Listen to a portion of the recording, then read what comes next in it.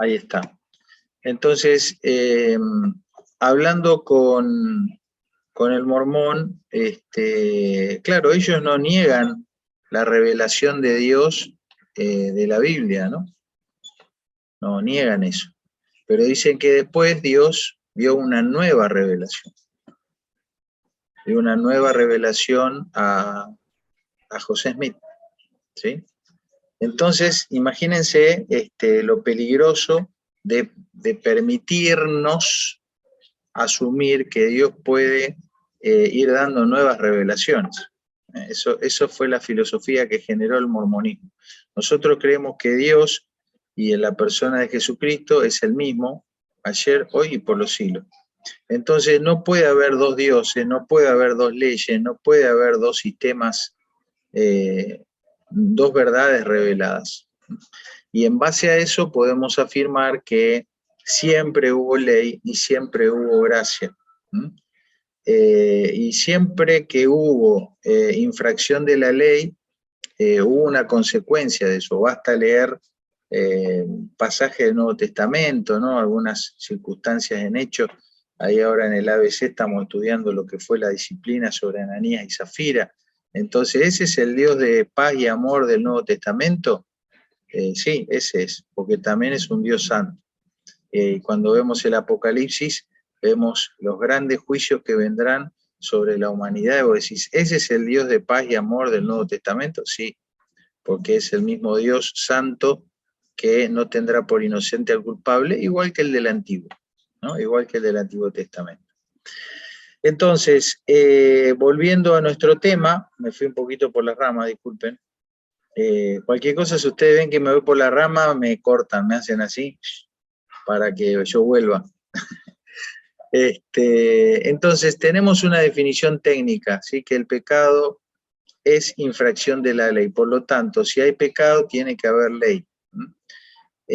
Por supuesto que cuando nos referimos a ley, lo hemos dicho muchas veces, nos estamos refiriendo a todo el conjunto de las instrucciones de Dios, ¿sí?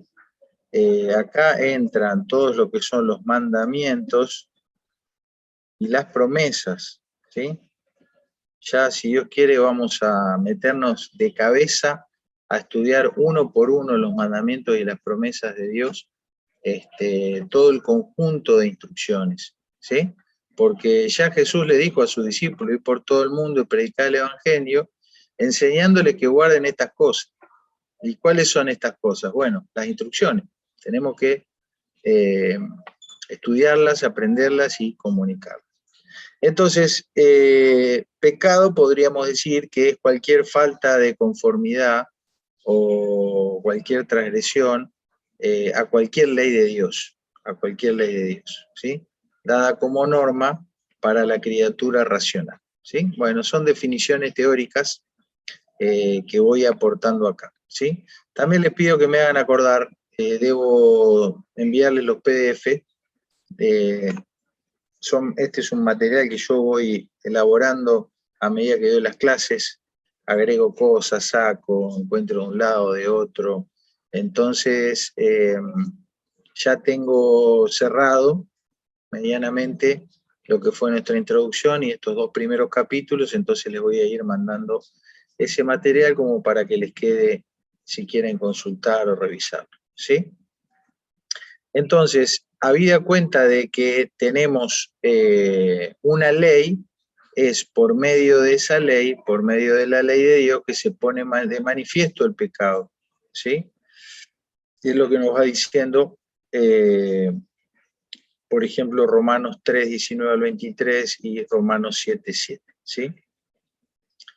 En relación, entonces, quiero dar acá, ya que mencionamos que siempre hubo ley, quiero hacer algún comentario mínimo sobre estas instrucciones, estos mandamientos y estas promesas, cómo se relacionan la ley de Dios, las instrucciones de Dios con el tema, con el pecado puntualmente, ¿sí? Porque las instrucciones de Dios no solamente tienen que ver con el pecado, sino que tienen que ver con todo el desarrollo de nuestra vida, de hecho, para que vivamos la vida de la justicia.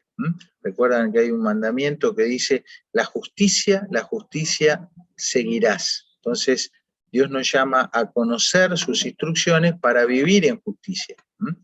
¿Se acuerdan que en el ABC, cuando empezamos a ver disciplina, dijimos eso, que la palabra de Dios es útil para enseñar, para corregir, para redarguir, para instruir en justicia, a fin de que el hombre de Dios sea perfecto, enteramente preparado. Entonces, la ley, las instrucciones de Dios nos guían, nos conducen hacia la justicia. Pero, digamos que, visto de otro punto de vista, esa misma ley de Dios interactúa con el pecado. Entonces, me gustó este esquema, como lo plantea un autor acá, y es lo que puse. Vamos a ver la ley de Dios vista como una norma, como una pesa de esas que se usan para la balanza, la ley de Dios como un espejo, la ley de Dios como un médico, como una regla, como un fiscal y como un juez, ¿sí?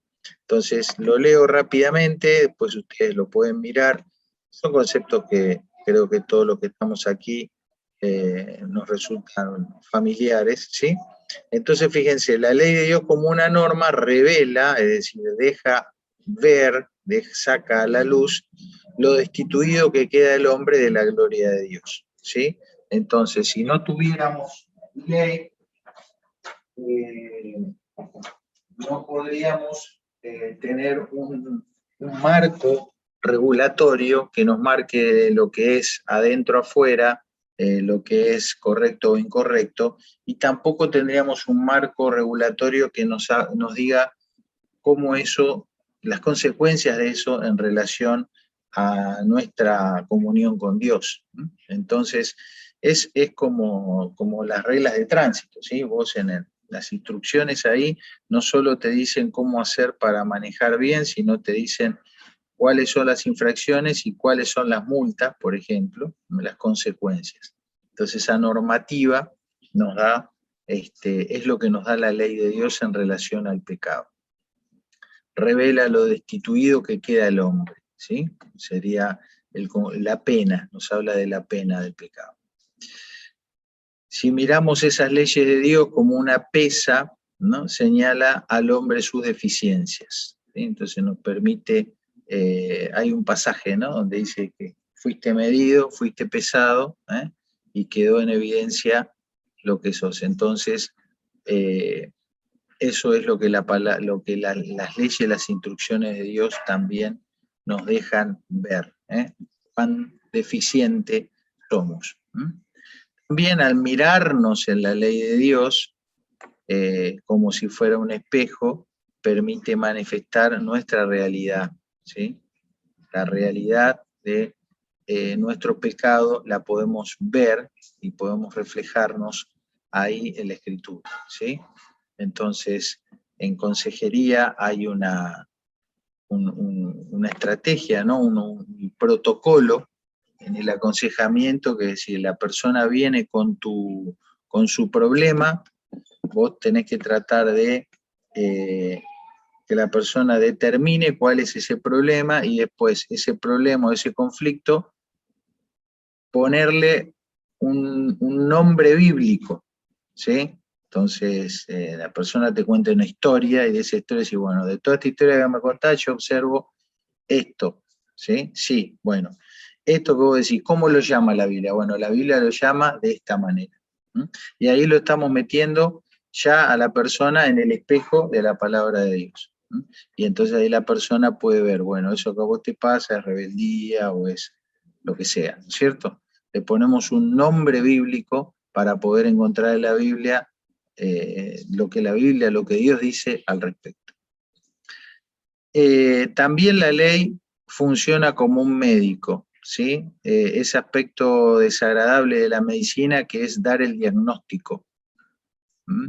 Entonces, como médico que descubre la enfermedad, ¿sí? Es feo que la persona venga y se sienta bien o se sienta sano y vos le decís, mire, usted no está tan sano porque aunque no se dé cuenta, no sé, usted tiene diabetes o tiene, no sé, una enfermedad maligna, Entonces es descubrir la enfermedad. Por supuesto que, vuelvo a repetir, no es la única función, no es la única función de la ley de las instrucciones de Dios, porque no es nuestro tema, pero podríamos decir que las instrucciones de Dios como un médico no solo descubre la enfermedad, sino que también, ¿qué podríamos decir? Proporciona La cura. el tratamiento y la cura, ¿sí? Es decir, es la misma ley de Dios. Se dan cuenta, por ejemplo, que esa ley, esas leyes de Dios que nos dicen, bueno, esto que vos haces es pecado, esa misma ley nos dice, bueno, Dios envió al Cordero de Dios que quita el pecado del mundo, y ese tu pecado que está, vamos a decir, diagnosticado por la ley de Dios, también esa misma ley, en las promesas de Dios, te ofrece el medio de expiación, el medio de perdón, ¿sí? Entonces la ley abarca todo, no es solamente pensar en la ley como, viste, la sirena arriba de un techo y los barrotes y la cárcel y que todo es opresión y que todo es represión, ¿no? La ley de Dios incluye esa definición de lo que es pecado, ese diagnóstico de enfermedad, pero también contempla y contiene el remedio, la cura, la solución, la salvación, ¿sí?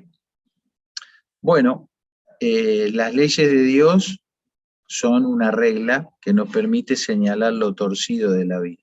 Se dan cuenta que estamos usando metáforas, enfermedad, torcido, deficiencia, son metáforas que nos permiten dimensionar lo importante de esto. Yo me encuentro ahora personalmente atravesando una situación de disputa o de controversia con una persona, ¿sí?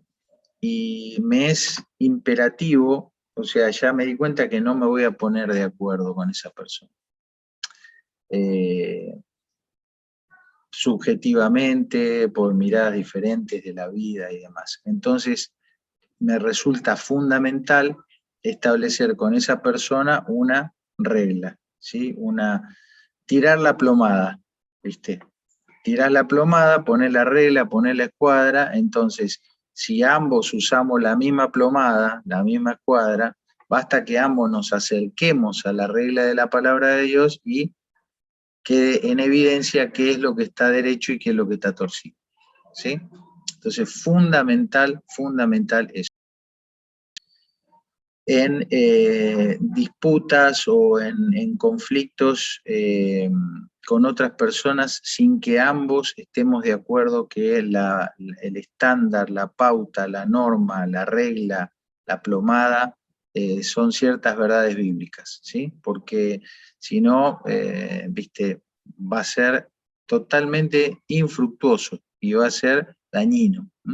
Si uno se encuentra con una persona que no tiene esos estándares, ¿sí? Que usa una regla de goma, o que usa una escuadra que en vez de 90 grados tiene 80 grados, definitivamente hay que ponerlo en evidencia y decir, mira, estos son tus estándares, tus criterios, tu concepto de bien y mal, de conveniente y no conveniente. Yo no tengo esos conceptos. No discutamos porque va a ser imposible que nos pongamos de acuerdo, ¿sí? Entonces, bueno, uno mostrará amor, mostrará consideración, bla, bla, bla, pero listo, no gastemos pólvora en chimango, ¿sí? Y bueno, a veces hay que trabajar mucho para construir ese conjunto de, vamos a decir, de medidas sobre las cuales vos y yo nos vamos a poner de acuerdo, ¿sí? Porque por ahí lo tenemos que aplicar a un tema determinado. Supongamos que algunos de ustedes y yo entablamos un negocio, ponemos un negocio en conjunto, un kiosco, ¿sí? Entonces necesitamos, antes de comenzar ese negocio juntos, determinar qué de la regla básica de la palabra de Dios nosotros vamos a honrar y establecer como marco de seguridad, como marco teórico dentro del cual nos vamos a mover. De tal manera que si en un futuro yo me salgo del marco, vos me podés decir, no, mira, ¿Te acordás lo que establecimos acá, la regla? ¿Sí? A cara de perro. A cara de perro tiene que ser porque las reglas de Dios, viste, no son de goma. Entonces nosotros debemos manejarnos de esa manera. ¿Se acuerdan el domingo cuando hablamos de ese debate que tuvo Jesús con uno de los escribas? ¿Sí? Cómo el escriba le toma examen al Señor.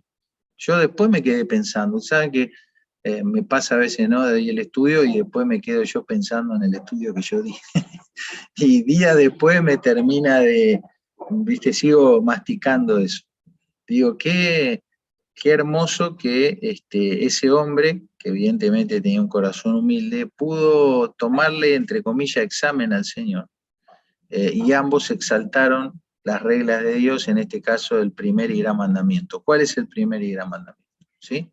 Y finalmente los dos se tomaron examen entre sí y se aprobaron, ¿sí? Porque había una autoridad máxima que era el primer y gran mandamiento, ¿no? Muy interesante que nosotros podamos hacer eso con cualquier otra persona con quienes querramos tener comunión bíblica, ¿no? Bueno, la ley también, como dijimos, es como un fiscal porque establece las pautas de condena, ¿sí? Como un juez, porque también la ley de Dios dicta sentencia, ¿sí? Son aspectos, vamos a decir, no quiero usar la palabra negativo, pero sí son aspectos duros, ¿no? De la ley de Dios, pero en parte para eso está, ¿sí? Entonces, bueno, hemos visto brevemente cómo en el concepto de pecado tenemos todo un marco técnico, un marco teórico, un marco técnico dado por la ley de Dios, que es la que establece qué es pecado y qué no, ¿sí? Ahora, esta segunda parte, como una mirada global, habla de lo que es el pecado en relación con el ser humano en todas las áreas, ¿sí? Y este autor, que es el doctor Francisco Lacueva, realmente un maestro de la palabra, un erudito, y lo describe de esta manera, ¿no? Plantea al hombre como en tres esferas del hombre, del ser humano. ¿Mm? Nosotros tenemos tres esferas de relación. Nos relacionamos con Dios, con el mundo y nos relacionamos con nosotros mismos. Entonces él analiza y dice, bueno, ¿cómo se manifiesta el pecado? ¿Cómo podemos describir al pecado en estas tres esferas de relación que nosotros tenemos? Y él usa tres palabras, ¿sí? Habla de lo que es la injuria o el daño, lo que es el desorden y lo que es una mancha. Entonces aplica la injuria, lo que es el pecado en nuestra relación con Dios, el pecado en relación con el mundo es un desorden y el pecado en relación con nosotros mismos lo presenta como una mancha, ¿sí? Entonces acá lo desarrolla y va agregando otros vocablos, ¿sí? Van agregando otras palabras que son las palabras que aparecen en la Biblia en diferentes pasajes, ¿sí? Y hoy las vamos a, de alguna manera, encuadrar en estos tres grupos y poner algunos sinónimos para ir entendiendo a qué se refiere, ¿sí? Entonces, el pecado en lo que tiene que ver con nuestra relación con Dios es una injuria, ¿sí? Una injuria es una agresión, es como un daño, como un ataque, ¿sí? Es una injuria personal, es decir, una injuria nuestra ¿hacia quién? Hacia Dios, ¿sí? Nosotros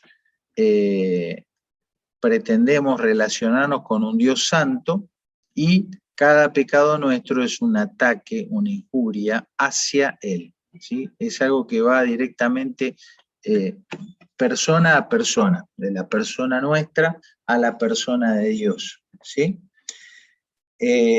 Claro, nosotros no nos damos cuenta de esto, el ser humano puede vivir totalmente insensible a esto, hasta que uno empieza a mirar a quién, a Dios. Cuando empezamos a contemplar lo santo de Dios, entonces ahí nos vamos dando cuenta lo agresivo, lo injurioso, lo dañino, lo ofensivo que es nuestra conducta en relación a la santidad de Él, ¿sí? Y un pasaje emblemático de esto, ese que está puesto acá, es Isaías capítulo 6, muy conocido, pero lo vamos a comentar ahora, ¿sí? Le damos la bienvenida a Gustavo, a Sonia, a Seba, que se han sumado hace un ratito. Bienvenidos, hermanos. Y ahí estamos, ¿no? Viendo este panorama de lo que es el pecado, y en relación a el pecado nuestro y cómo eso tiene que ver con la santidad de Dios, fíjense, ¿no? Isaías tiene una visión, dice que ve al Señor sentado en un trono, ve ahí a unos serafines que son como unos ángeles, que daban voces diciendo santo, santo, santo Jehová de los ejércitos, ¿sí? Y una vez que él ve la visión, entonces dije, ay de mí que soy muerto, porque siendo hombre inmundo de labios y habitando en medio de un pueblo que tiene labios inmundos, han visto mis ojos al Rey Jehová de los ejércitos, ¿sí? Entonces, interesante esta secuencia, ¿sí? Cuando Isaías ve lo santo de Dios, entonces ahí puede ver lo pecador que él era, ¿sí? Entonces esa es la relación que hay entre nuestro pecado y Dios, ¿sí? Es una especie de injuria, de ataque, de ofensa a la santidad de Dios, ¿sí? De la cual, como dice el autor, nos percatamos de nuestra miseria moral y de la horrible iniquidad que el pecado comporta solamente cuando vemos lo santo de Dios. Por eso es bueno mirar y contemplar todo el tiempo la grandeza de Dios, porque eso pone todo lo otro en su lugar y perspectiva, ¿sí?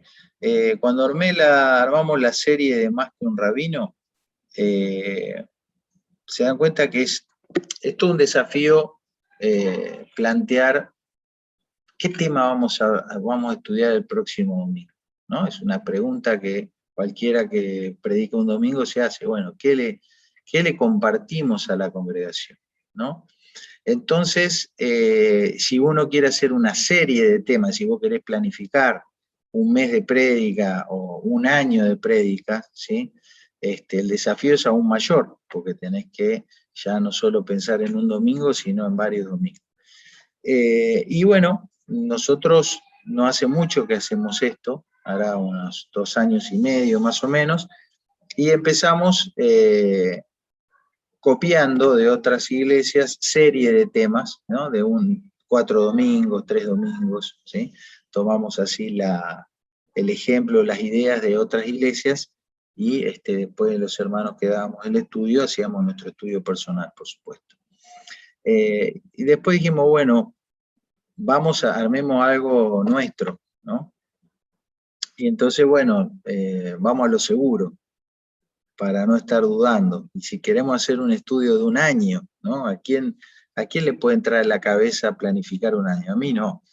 Pero digo, vamos a lo seguro, vamos a estudiar durante un año cada libro de la Biblia, ¿sí? Y entonces, bueno, ahí es fácil. Pero eso se termina, son 66 estudios y ya está. ¿Y después qué hacemos? Entonces, pensando en eso, digo, bueno, vamos a lo recontra más seguro. ¿Qué puede ser más seguro todavía que eso? Vamos a estudiar y a conocer a Jesús, ¿sí? Entonces, incluso a lo largo del año a veces me ha entrado la inquietud de decir, bueno, pero está bien esto que estamos haciendo, poner tanto a hablar y un tema fijo. Y digo, ¿qué mejor? ¿Qué más que eso? ¿Qué más que eso? Que mirar una y otra vez desde esta óptica o de esta otra óptica, mirar a Cristo y mirar a Cristo, ¿sí? Entonces, hacemos bien todas las veces, no solo en el estudio del domingo, sino en toda nuestra meditación personal, nuestro tiempo de orar o de leer o de estar pensando, ¿no? Estar siempre mirando ese carácter santo de Dios, porque al mirar el carácter santo de Dios, nosotros vamos a quedar bien ubicaditos, ¿sí? Donde tenemos que estar.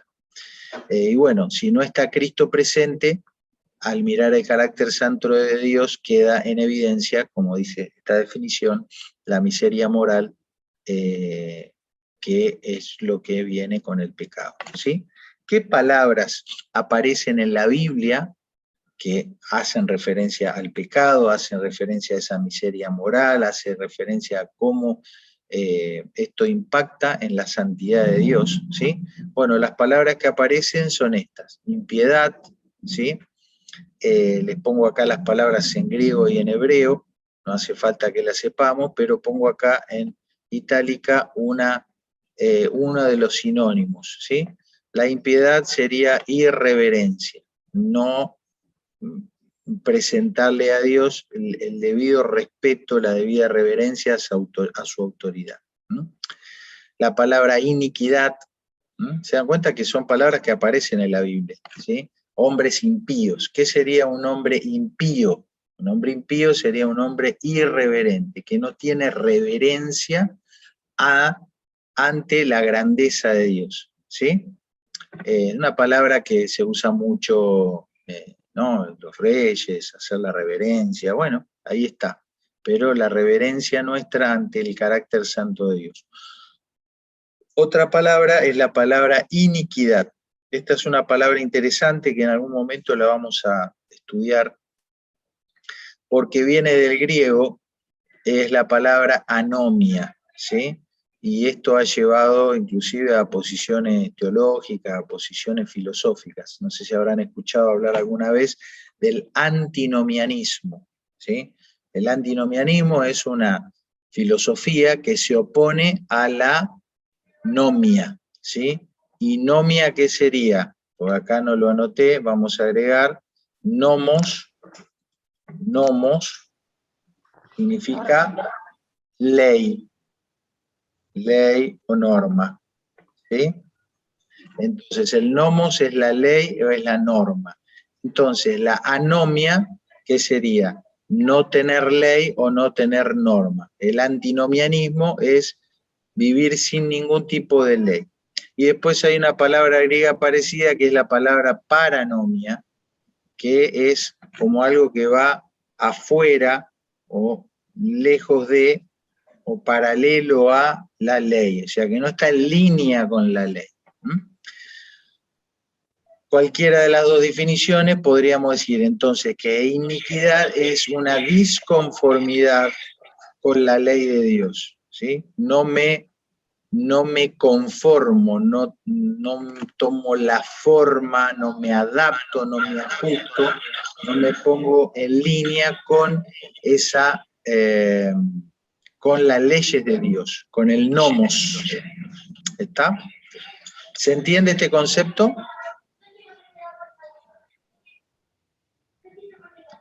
Bien, entonces esa es una palabra bastante usada, por eso la quise traer, y bueno, tiene varios usos, varias implicancias. Para los que entraron un poquito más tarde, hemos hecho un énfasis central al comienzo, y es decir que siempre hubo ley. Recuerden esto, hermanos, Dios siempre estableció su ley, de diferentes formas, en diferentes contextos, pero siempre hubo ley y siempre hubo gracia. No hay periodo donde Dios no haya establecido sus leyes. ¿Por qué? Porque precisamente se dan cuenta la relación que hay entre el nomos y el carácter santo de Dios.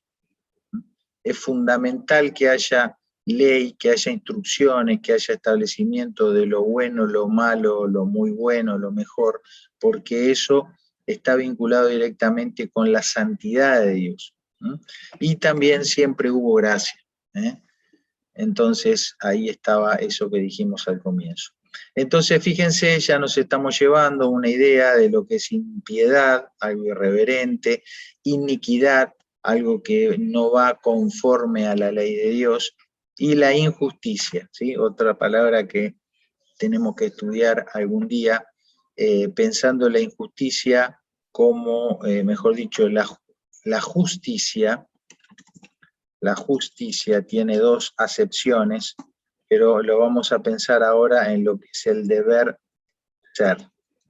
¿sí? Seguir la justicia es ser lo que tenemos que ser, es lo que corresponde, el deber ser. Entonces la injusticia es no cumplir con el deber. ¿Está? Vamos a poner acá, entonces, incumplir con el deber. ¿Está? Muy bien. Bueno, la otra dimensión es a nivel del mundo, ¿no? A nivel sistémico, no el pecado en mi relación con Dios, sino el pecado o mi pecado o el pecado del ser humano en relación a todo el sistema. Y acá podemos decir que, bueno, entonces el pecado es un desorden o es una subversión, es decir, un cambio, una transformación del orden moral establecido por Dios, ¿sí? Obviamente, ¿sí? Recuerden que subversión o subversivo es algo que se cambia, que se trastorna, que se modifica. Entonces, si yo miro mi pecado en cuanto a mi relación con Dios, es irreverencia, es no conformarme a sus leyes, es no ser lo que debo ser. Pero si miro mi pecado en relación a todo el sistema, el cosmos, al mundo, diríamos que mi pecado colabora o aporta al desorden o al cambio del orden moral de Dios. Dice este autor, fíjense la frase que usa, me gustó, por eso la puse, una calamidad cósmica, ¿sí?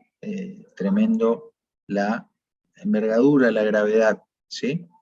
Y dice, este autor hace esta observación, dice, el pecado solitario no existe. Interesante, ¿no? El pecado solitario no existe. Toda defección moral constituye una lacra social. A veces pensamos, el otro día en la reunión de hombres hablábamos de cómo el pecado de los padres impacta en los hijos, en los nietos y en los bisnietos, ¿sí? No porque Dios se ensañe con los inocentes, sino porque eso es lo que hace el pecado, ¿sí?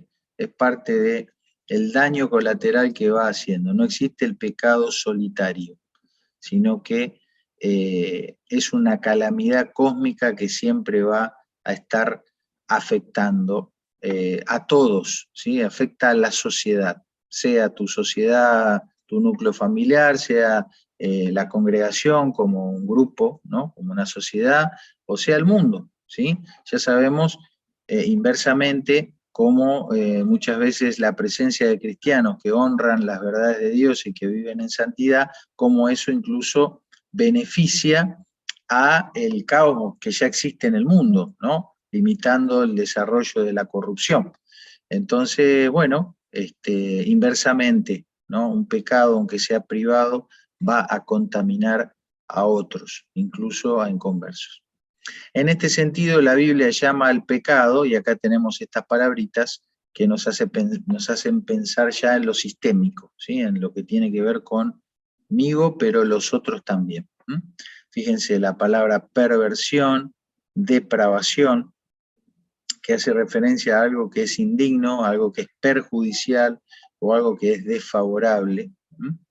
La palabra maldad, que habla de una fuerza destructiva. Se dan cuenta que esto ya no es solo para mí o en relación a Dios, sino que afecta a otros, Es una debilidad, habla de ruina, habla de algo inaceptable o de algo inservible. Entonces, cuando vean esta palabra en la Biblia, maldad, fíjense todo lo que hay detrás de esta palabra y hacia dónde apunta.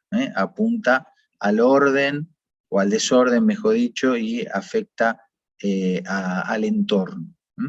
Y otra palabra que aparece definiendo pecado, definiendo conductas pecaminosas y de afectación global, es la palabra rebelión o transgresión o prevaricación. Serían todas más o menos sinónimas o serían formas de traducir estas dos palabras griegas, y la idea de todas ellas podría ser esta: sacar los pies, traspasar o violar, ¿sí? Es decir, me salgo del marco legal, me salgo del marco orden que Dios establece sobre un tema. Entonces ahí está el concepto de rebelión o transgredir, es pasar a través del límite. Prevaricación significa lo mismo, y es lo que nosotros entendemos bien como traspasar, violar un mandamiento, sacar los pies literalmente de una norma de Dios, ¿sí? Y otras palabras también bastante claras para nosotros: delito, error o falta, ¿sí? Bien, definiciones de palabras que aparecen en la Biblia que hacen referencia al pecado en relación al individuo con su entorno, con el mundo, ¿sí? Las otras es del pecado en relación con Dios. Y ahora vamos a ver otro grupo de palabras que tienen que ver con el pecado en relación con el mismo ser humano. ¿Qué hace el pecado en nosotros? Y nos mancha, es una mancha. Es una mancha. En este aspecto la Biblia lo llama inmundicia o impureza, ¿sí? La Sagrada Escritura denomina también el pecado con dos vocablos cuyo sentido metafórico ayuda a percibir lo terrible del pecado. Fíjense con qué dos conceptos la Biblia habla del pecado y de cómo nos pega a nosotros mismos el pecado como una mancha moral. Habla de tinieblas u oscuridad. Dice como una herida en la luz, ¿sí? Como una herida en la luz. Y lo define también como errar al blanco, como fallar el destino, ¿sí? Esta es tal vez la definición más popular que uno tiene de pecado, pero fíjense que hay otras que nos hacen pensar en otras cosas. Entonces, el pecado en relación a nosotros mismos nos mancha, nos pone en una situación de impureza, de inmundicia, qué término desagradable, y nos coloca en una situación de tinieblas, de oscuridad y de una falla. Una falla, es decir, no vamos a dar a donde tenemos que ir, no vamos a dar al blanco, estamos errando, estamos fallados. Todo eso es cómo afecta el pecado. Entonces, lo vuelve a decir en otras palabras lo mismo, ¿sí? El pecado es un fallo en el blanco, le erraste, la pifiaste, pecaste, ¿sí? Pero el pecado es más que eso, porque detrás de esa forma de lo que se ve, vamos a decir, esto sería lo que se ve, ¿sí? Lo que se ve es que transgrediste la norma, fallaste, no diste en el blanco, estás manchado. Pero en el pecado siempre hay una actitud. ¿Y cuál es la actitud que hay detrás de nuestro pecado? Bueno, es una actitud de resistencia a Dios, de rebeldía contra Dios. En nuestro pecado, o en el pecado del ser humano, siempre hay un componente que es el resistirse, el rebelarse contra Dios, ¿sí? Por eso la Biblia es clara de que no hay quien busque a Dios. Entonces, en tercer lugar, esto tiene un resultado, ¿sí? El resultado es que nosotros tenemos un estado, somos algo. ¿Qué es lo que somos? Somos moralmente perversos, somos pecadores. Entonces, pecamos porque somos pecadores. ¿Se dan cuenta? Pecamos porque somos pecadores. Entonces, acá uno podría entrar y decir, bueno, ¿qué es primero, el huevo o la gallina? Es decir, ¿peco y por eso me transformo en un pecador? No. Lo correcto sería decir, soy un pecador y por eso peco. Es mi naturaleza. Y justo Adriana acaba de escribir, es mi naturaleza.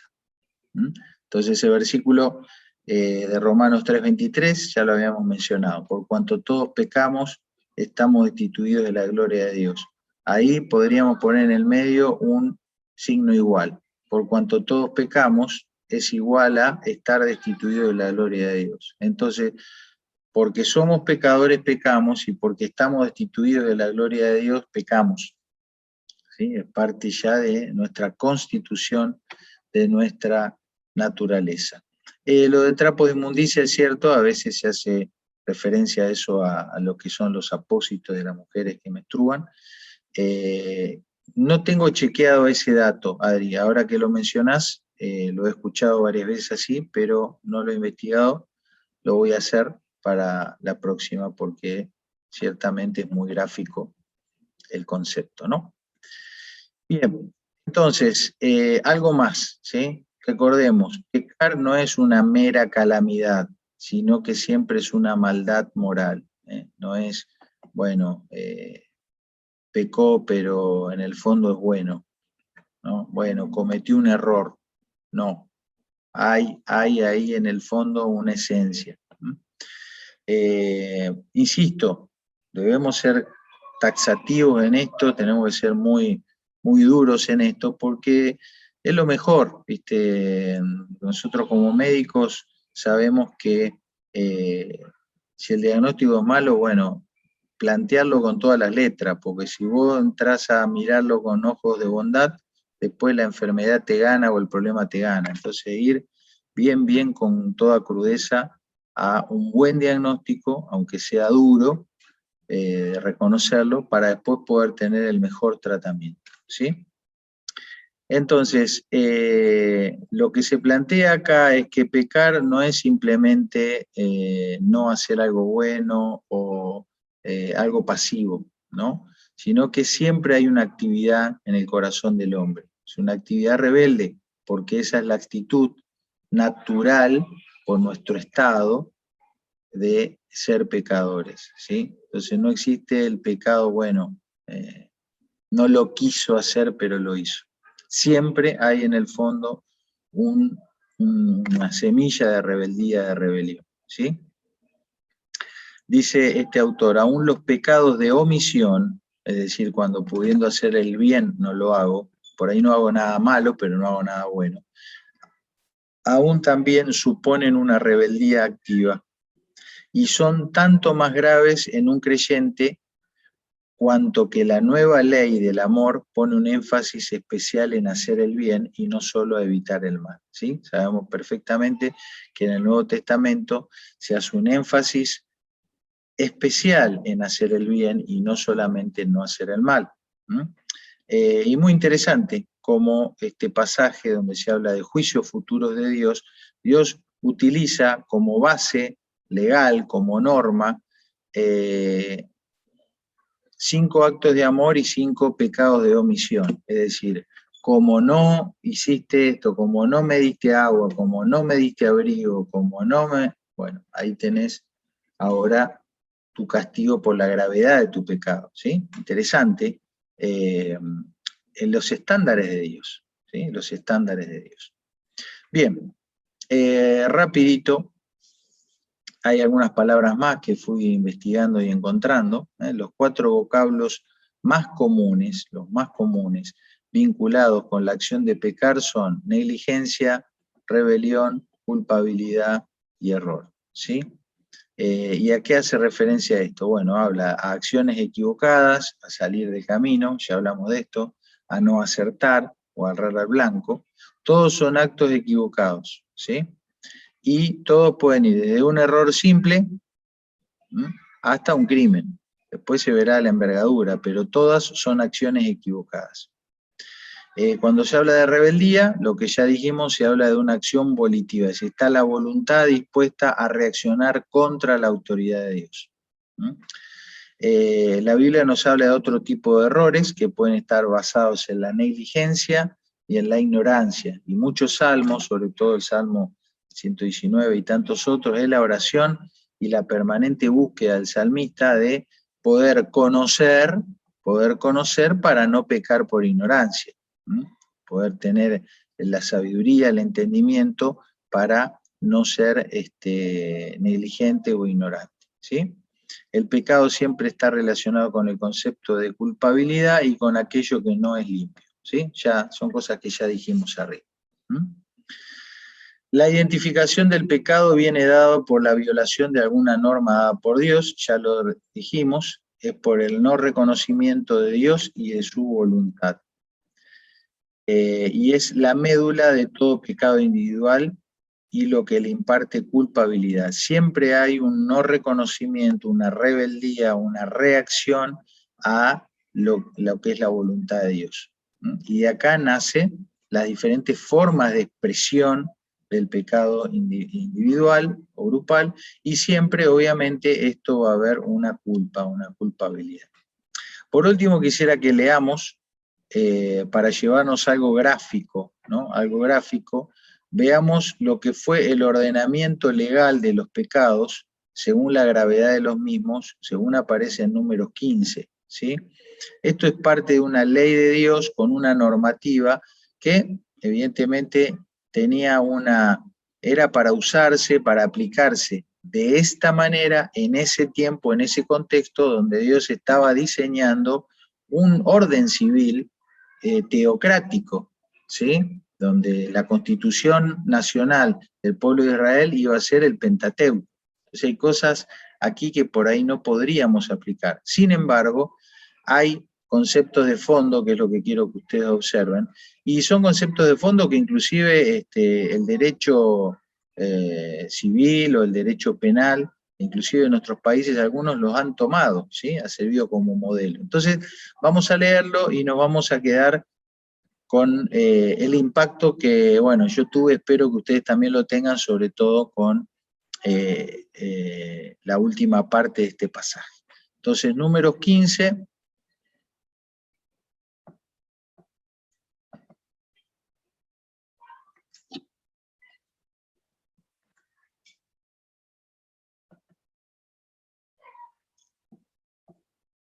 Bueno, entonces va a hablar sobre pecados, ¿sí? Sobre pecados. Acá el título dice Leyes sobre pecados no intencionados. No es correcto ese título, y ahora ustedes mismos van a ver por qué no es correcto. Recuerden que este tipo de títulos que pueden aparecer en tu Biblia son interpretaciones, criterios del editor, no es palabra inspirada. Dice, y cuando errareis y no hiciereis todos estos mandamientos que Jehová ha dicho a Moisés, ¿sí? Acá tenés la norma, el nomos, las instrucciones,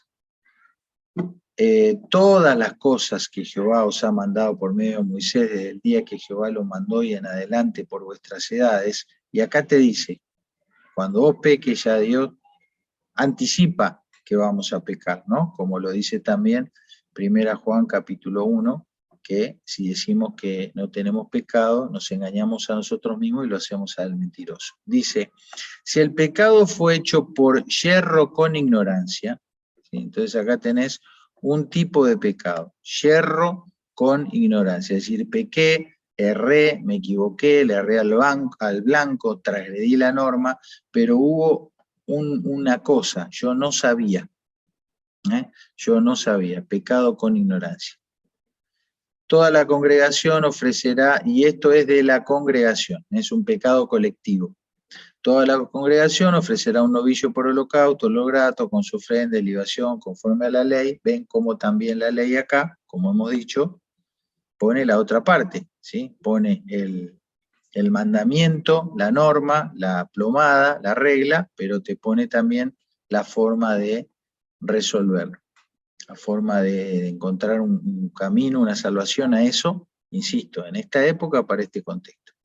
El sacerdote hará expiación, bla, bla, bla, bla, bla, bla, y le será perdonado. ¿Te das cuenta? Ahí está, dentro de la norma, del nomos, de las instrucciones, de la Torá, está el medio de perdón. ¿Por qué le será perdonado? Porque es yerro, ¿sí? ¿Está? Y será perdonado a toda la congregación, y al extranjero que mora en ellos, por cuanto es yerro de todo el pueblo, ¿sí? Entonces tenés un yerro grupal con ignorancia, ¿sí? Después te dice, si una persona pecare por yerro, este es otro pecado, ¿se dan cuenta? Es individual y es también, es un error, es un acto, vamos a decir, no buscado de alguna manera, ¿sí? Involuntario, pero entre comillas, porque ya hemos dicho que siempre, por el hecho de ser humanos, somos pecadores y está esa rebelión natural en nuestro ser. Bueno, tiene que traer una cabra, el sacerdote hará expiación porque haya pecado por yerro. Cuando pecare por yerro delante de Jehová, la reconciliará y le será perdonado. ¿Viste? Nuevamente tenés el medio de perdón y de salvación. Y esto aplicaba para el natural, el nacido, como para el extranjero que habitar entre ellos. ¿Sí? Fíjate, una misma ley tendréis. ¿Sí? Entonces, porque Dios es el mismo, entonces en su sistema de gobierno y de administración hay una ley para todos, ¿sí? Y acá viene, que es el que les quiero dejar. Más la persona que hiciere algo con soberbia, así el natural como el extranjero, fíjate, lo que vimos hoy, ultraja a Jehová. ¿Te das cuenta? Es lo que hablamos de el pecado generando una injuria contra la santidad de Dios, una injuria contra la santidad de Dios. Esa persona será cortada de en medio del pueblo. Todavía no tengo claro qué implica será cortada. Indudablemente a veces será pena de muerte, pero no siempre, ¿sí? Había pecado capital y pena de muerte, pero no siempre. Pero te das cuenta que esta acción de ser cortada es para minimizar el impacto de la calamidad cósmica, de la lacra social que genera el pecado individual, ¿sí? Y fíjate, acá te dice por qué fue con soberbia, te lo explica, te explica por qué fue con soberbia. Tuvo en poco la palabra de Jehová, menospreció su mandamiento, enteramente será cortada esa persona y su iniquidad, esa injuria, esa irreverencia, ¿se acuerdan? Esa irreverencia, esa anomia, esa disconformidad con las leyes de Dios caerá sobre ella. Bueno, un ejemplo nomás, porque no leímos muchos versículos hoy, para que vean ustedes el impacto, ¿no? Del pecado en el individuo y cómo Dios va estableciendo reglas y pautas muy, muy, muy claras. Bueno, ¿algún comentario, alguna reflexión, alguna pregunta? Este es tu momento.